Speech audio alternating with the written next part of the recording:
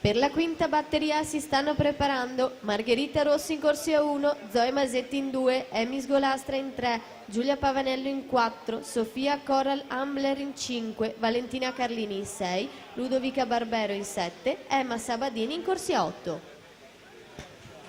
E dunque in corso la batteria numero 4, prima delle 3 teste di serie. Ritroviamo di nuovo Giulia Salina, la terza gara della mattina dopo i 4 stile e i 100 farfalla, in scena con i 100 stile libero.